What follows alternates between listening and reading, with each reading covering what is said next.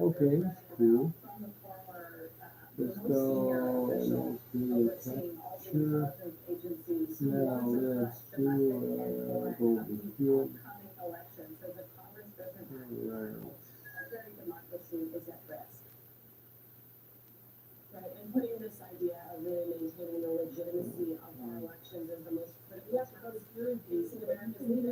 Huh? You don't need a physician, you can just say you have high blood pressure, frequent going to the bathroom, Yep. hearing loss, Uh-huh. and see if they'll excuse you, because you don't need a doctor's note for that. That's true. You're Oh, worried about okay. COVID because you can't, Right. you can also write that, I'm over on. Over 78, yeah. Can I go this way? Let me get over there. Less distraction. I knew they would hit some jury duty. I didn't know they're having jury. I didn't either. Yeah, those said, you don't need a doctor. Well, I do.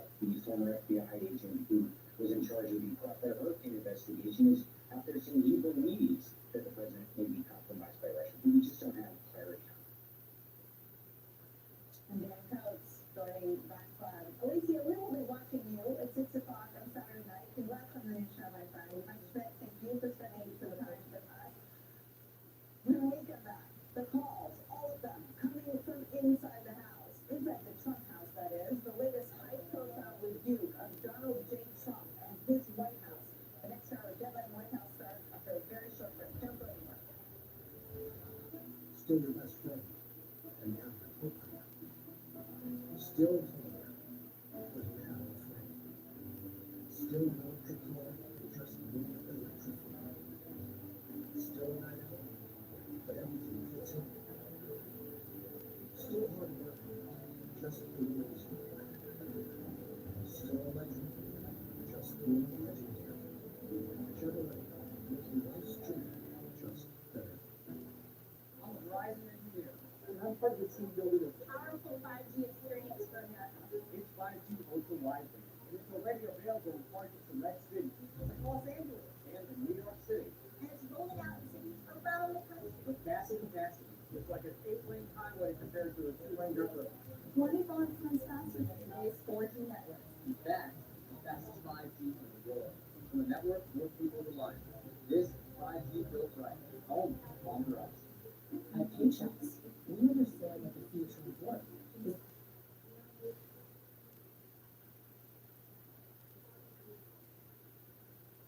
pending regulations impact our business. What can employees do to protect their 401k?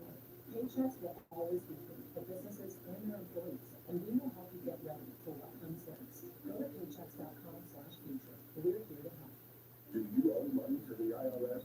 Starts off with a little seed, and with a little help from nature, it spreads to life. And when delicious fresh fruits and veggies are perfect, they are rushed to the home of fresh. Spreads, where goodness grows. My parents were immigrants from Hong Kong who saved up to buy a few rental units. They taught me that if I worked hard, I could live the California dream. And that's what I did. But Prop 21 repealed legal protections for homeowners like me. Prop 21 puts hundreds of renters in charge of our housing, with bureaucrats able to add housing fees and control our property decisions. That's not the dream. It's a nightmare. No on 21. Hi, I'm Ella, IntelliLoan's AI home loan assistant. You asked, how do I save money on my home loan? IntelliLoan offers a 15-year fix with 2.19% rate of APR. That's just 2.19%. There are no fees, foreclosing costs, and a 98% customer satisfaction rating. Lock in a 2.19% rate of APR by calling IntelliLoan at 800-917-3200. IntelliLoan. Hello, Smart. It starts off with a little seed, and with a little help from nature, it spreads to life. And when delicious fresh fruits and veggies are perfect, they are rushed to the home of fresh. Spreads, where goodness grows. You are the enemy of the people. A fearless journalist exposing government corruption. His kid, Richard Elf, reports on the crime. In which we read that you find something dangerous and how suppressing freedom of the press is a slippery slope. On the site, Saturday on MSNBC. Towards the middle of February, we knew it wasn't a matter of if COVID would become a big pandemic here in the United States. It was a matter of when. But the president didn't want to hear that because his biggest concern was that we were in an election year, and how is this going to affect what he considered to be his record of success. It was shocking to see the president saying that the virus was a hoax, saying that everything's okay when we know that it's not. The truth is, he doesn't actually care about anyone else but himself. Hi again, everybody. It's 5 o'clock in the East. That was Olivia Troy. She was a former top advisor to Vice President Mike Pence. She served on the coronavirus task force, which Pence led, and now she says she will vote for Joe Biden because the Trump administration's response to the coronavirus cost lives. In an interview with the Washington Post, Troy says this, quote, "The president's rhetoric and his own attacks against people in his administration trying to do the work, as well as the promulgation of false narratives and incorrect information of the virus, have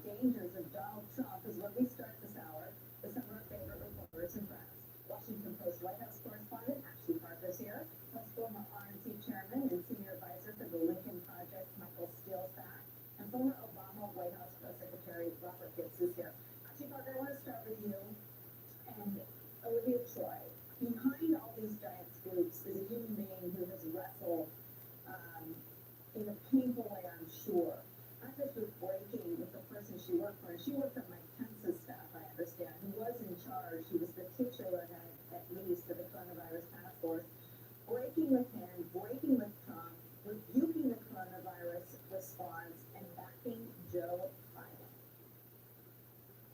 That's exactly right. You know, she starts by saying that she's a lifelong Republican. She says she's a John McCain Republican and a George W. Bush Republican, and she makes clear that she did not vote for President Trump in 2016, but that she felt like so many people did that he was the president and he might grow into the role, and that's sort of why she continued working. And she does sort of take pains to say she's not really criticizing the vice president, although it is worth noting he was the one who was leading that task force that in many ways has been plagued by problems and has been ineffective. But yeah, she's one of the many people who we are now seeing speaking out. It is striking and startling, both two things. First, to see how many people who work in this administration have come out and expressed deep alarm and deep concern, even deep dismay and regret for potentially their own role and their own culpability. And the other thing that is striking and startling is how many people feel that way and have not spoken out publicly. And that you have all of these senior officials who privately are channeling to authors of books or are telling their friends that this is how they feel, but they have not yet spoken up. And so I think in these final days, you are seeing, and my colleague Arstasi puts the story, a real effort to get the people like Olivia Troy out on the record and in public, but to get people who are even better known and perhaps far more to come forward and say, if you're going to come forward, don't save it for your memoir. Now is the time. These 47 days is the moment when it counts. Michael Steele, though, just to play the devil's advocate, if you turn it around, who has left the Trump administration who served in a senior national security capacity and has not rebuked him? Mattis likened his tactics to those used by the Nazis. I mean, from the most senior level, you don't get any more bold-faced than Mattis. John Kelly agreed in an interview with Anthony Scaramucci, who's also become another Trump Republican, that John Bolton's depiction of what went down around Ukraine was accurate. John Bolton himself is now being criminally prosecuted by the bar. I mean, you can't find anyone that left and has anything good to say about Donald Trump's stewardship of the country in crisis. No, you can't. But look, I've got to give props to Ms. Troy. I mean, what she is doing, given the role that she's played in the coronavirus narrative, in the coronavirus policy space, is significant. Probably, I would say, more important than the Mattis and the Boltons, because coronavirus is still here. It is still impacting our lives. Americans are still dying. We're reaching that 200,000 American threshold. And it's important to understand and give context to what all of this means and how this plays out for a lot of Americans. This is the moment. This is the central narrative that voters are going to be taking with them into the polls. Not where they were on impeachment, not where they were on Mueller, not where they were even on aspects of the economy, but how coronavirus has been handled and why Americans, in the face of what we see, Nicole, around the globe, not just to our north in Canada, to our south in Mexico, but around the globe, how other countries have repositioned themselves in the face of this horrid virus. How Australia, who were just coming out of their winter and coming out of their virus season, had how many cases? How many cases in their virus season? Because the citizens protected themselves. They took heed because they had leaders who told them what to do, that they could trust, that were truthful. So yeah, I applaud Ms. Troy. Thank you for sharing this information and giving this exposure. I do too, and I also want to applaud you, and I'm going to misquote your poetry last night, but you described the debates we have in this country around how to beat the coronavirus as basically dumbass debates about whether or not we should be wearing masks. Just talk about how Donald Trump has just dumbed down and degraded and contaminated public health conversations about whether kids go to school, not to take drugs that could kill you like hydroxychloroquine, and how he's poisoning the well around a vaccine, which his CDC director says won't be available until this time next year. Well, for me, the signature moment and really the defining moment was when we had to have a debate about whether or not to wear a mask to protect ourselves and our families and our communities, to protect ourselves from getting sick. Became a political, back and forth. That's an absolute loss of leadership. That is an absolute reflection of poor leadership. And you get to a point, Nicole, where you realize there's only so much I can say to my neighbor, to my friends, to even family members who sit there and refuse to acknowledge the science and refuse to acknowledge the facts. And so let me be clear again. There's only so many people we can save. And so let's work to save those that we can. And the rest, okay, God bless you. Go with God. Do your best. Listen to Donald Trump. I thought the young woman who said it best at the Democratic convention when she said, you know, my father's only pre-existing was a condition was listening to Donald Trump. And there's a lot of truth in that narrative. And there are 200,000 Americans right now who lost their lives because of the feckless, ineffective policy making, and I put that in quotation marks, of an administration that was more concerned about what Donald Trump thought than what the CDC director told us to do. Perkins, I have grown increasingly concerned about what Michael Steele's talking about here, the permeation of the falsehoods. And I've looked at some of the doctor videos he sent out this week. It wasn't clear to me that Twitter's trying to get this stuff down. They're not trying very hard. How does Joe Biden combat someone with a cult-like hold over his base who believe the lies? Well, look, I think videos like you just showed loosen up some of that base. At least some of those people that voted in 2016 for Donald Trump that have had doubts about his leadership over the past 4 years, have had doubts about his rhetoric, are watching somebody that worked closely with him in the White House on this response and are listening to her words. I think that is singularly important in how to divorce that. I think Joe Biden has to go out there and continue to look and sound like a president every day. I don't think you can get down in the gutter with Donald Trump. I think that's exactly where he wants people to come with him. I think that's where he wants to drag people down. I think he's got to continue to stay above it. I think he's got to continue to act as if he were the leader of the country, even though he's not, to project that presidential nature, to talk about what we have to do, because I have a sneaking suspicion that after November and by the middle of January of next year, he's going to be implementing this response. So it's best to start acting like you're implementing part of that response right now, by educating people on exactly what they need to be doing. I agree with all that, and I pray to God we get to that. If we were in the studio, I would grab you in the hall and ask you to tell me the truth. I mean, here's my concern.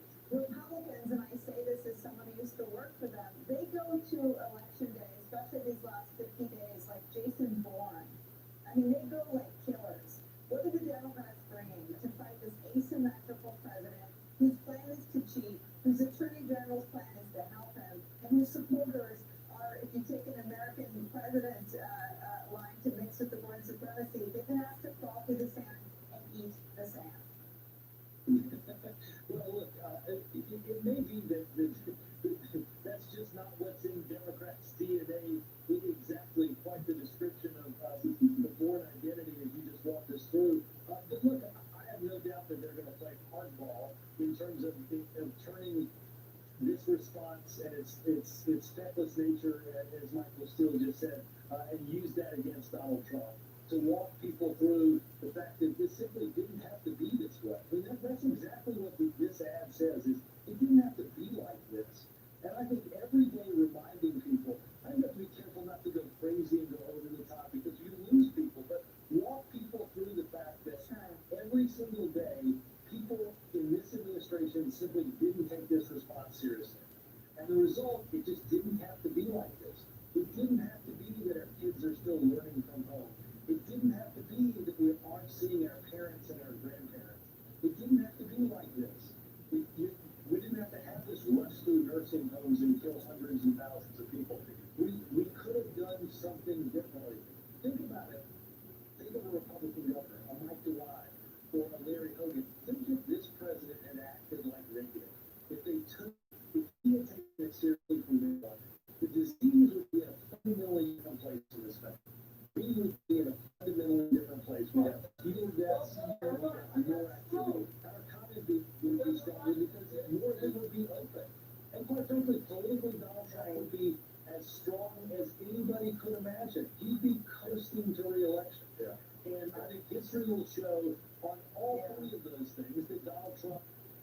had the decision to make.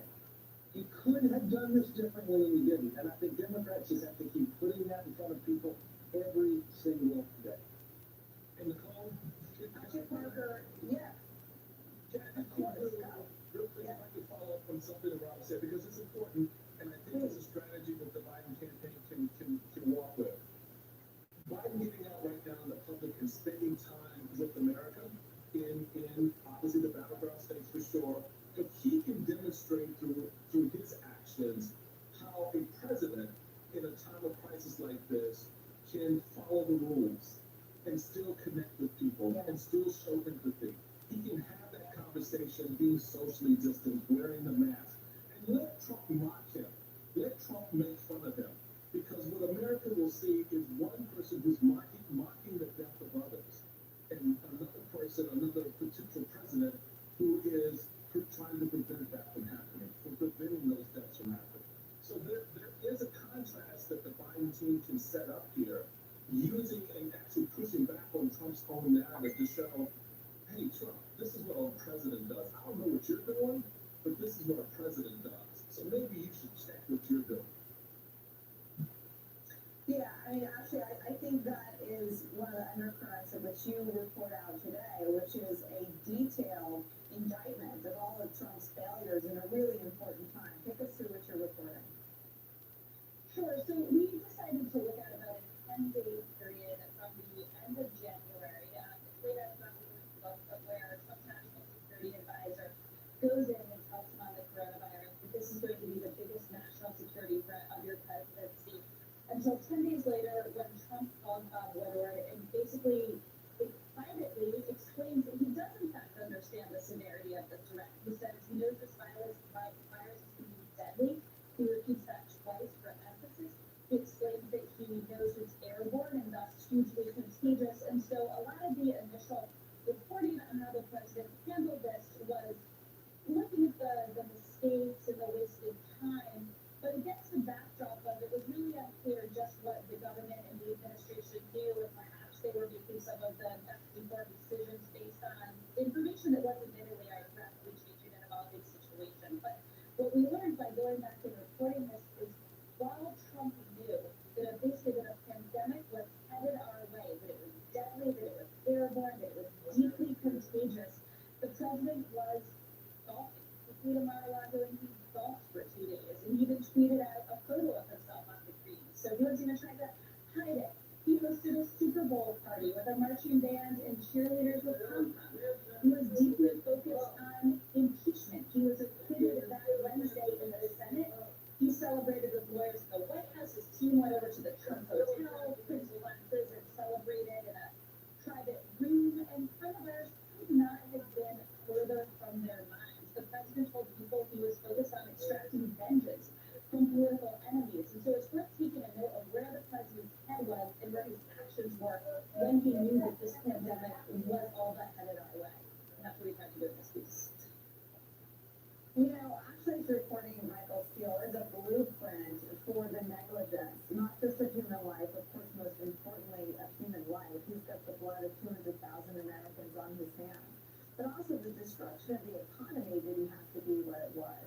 If he knew that it was airborne, he knew that it was contagious, he knew that it was deadly, he could have taken steps to help businesses prepare for a longer stretch of curbside delivery or the sorts of things that are in place, as you said, in countries like Australia that have come out on the other side. To me, these failures obviously destroyed the lives of the family members of 200,000 Americans, of our neighbors and our friends and our teachers and our doctors and our nurses and our grandparents and tragically some of our children.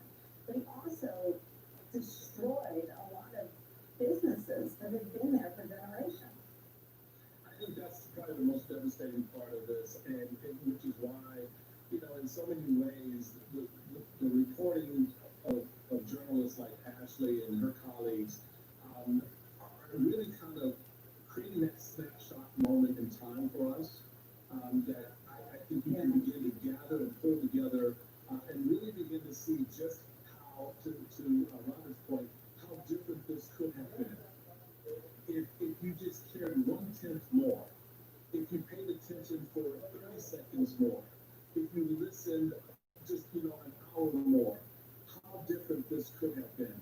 And so we did not have to go through, you know, that walk through the wilderness that we find ourselves now, trying to get to the other side, trying to get out of the darkness, and keep the economy intact, keep our Okay, kids let's see what's going on focused here. in their education and so forth.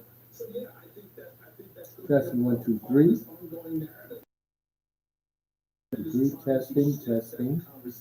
We're not doing on this page. Novelties like scaring white women in the suburbs that, you know, black folks going to show up and build sex-ready housing. Okay, now that's you want to go. Okay, let's see what we got going here. So that's where he wants to take this conversation. And what I'm asking America, and what all of us, you know, are asking America, is don't focus on stupid anymore. Get past it and move on. You know what Donald Trump is. You know who he represents at this point. Do video capture. Get your ballot and go vote. It Show will what you be know right now. And because that's all you have left. You've got the storylines. You've got the It's narratives. Ashley and her colleagues are putting this stuff out here. They're creating that timeline. They're exposing the other side of that coin. Now take that information, empower yourself with that knowledge, and understand exactly the kind of leader you have standing before you, and vote him. Hey, let's go with this. Okay. Michael Steele, you're not going anywhere. You're okay, let's see what I got Ashley going Parker, thank you for sharing your reporting. It's an extraordinary piece of reporting. Everyone that hasn't read it yet should get online or pick up your paper from the end of the driveway where it still sits and read it. When we come back, Attorney General Bill Barr pushes for sedition charges to be brought against Donald Trump's perceived political Yeah, enemies. I like The federal it. government stockpiled military-grade weapons to use against largely peaceful protesters. That story's next. Plus, the city attorney general shows off the depth of his tone deafness, if you can even call it that, on race, dismissing the Black Lives Matter movement and likening the coronavirus lockdowns to slavery. David Whitehouse is back. Okay, we got that. Okay. Little volume, little volume. Okay. Let's see what we got going Look here. at a text from Ronald Red. Before we arrive, just leave your keys on the dash. Okay, I want to see the. No contact service. And that service you can trust when you need the most. Schedule at SafeRide.com.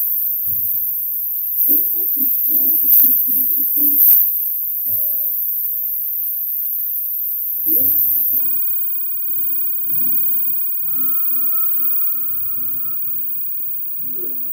Hello.